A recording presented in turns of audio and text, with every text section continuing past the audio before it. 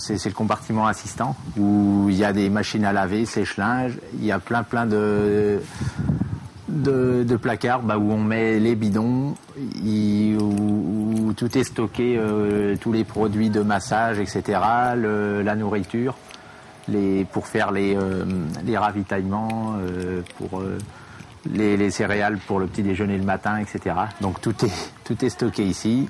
Et après, on a la partie atelier. Mais non, il mange pas là. Est-ce qu'il leur a dit de manger? Si vous voulez bien me suivre. En fait, c'est la partie atelier du camion. Donc c'est le même atelier que là-bas, sauf que c'est en beaucoup plus petit. Hein. Mais on retrouve les supports de vélo pour les accrocher, les supports de roues.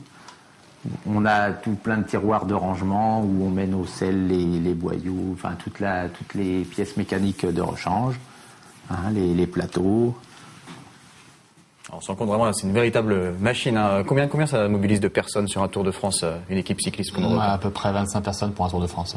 Donc qui est composé, c'est quoi les différentes Il y a les masseurs, les mécaniciens bien sûr.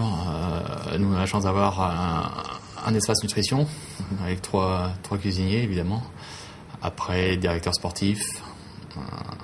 Après il y a aussi toutes les personnes qui s'occupent des sponsors.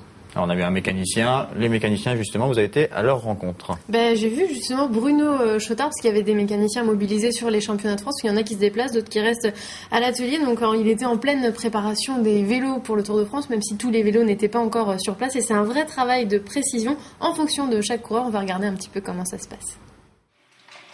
Pour le Tour de France, les 9 coureurs du Team Europcar auront chacun 5 vélos. 3 pour les courses en ligne, 2 pour les contre-la-montre, soit 45 vélos à transporter, entretenir et préparer pour les mécaniciens. Le gros travail qu'il y a à faire en ce moment pour le Tour de France, c'était les roues. Parce que là, on va repartir avec des roues toutes neuves. Et là, ça fait déjà 8 jours qu'on est en train de travailler dessus. On utilise des roues à boyaux. Donc, il y a du collage à faire. Ça prend au moins 4-5 jours, juste pour faire les roues. Pour le Tour de France, tous les mécaniciens sont mobilisés. Ils n'auront que quelques jours pour finir de préparer les vélos avant de les nettoyer et de les vérifier chaque soir après les étapes. Sur le Tour de France, il y a 4 mécaniciens, alors que sur les autres courses toute l'année, c'est 2 mécaniciens généralement. Là on met le paquet, comme dirait l'autre.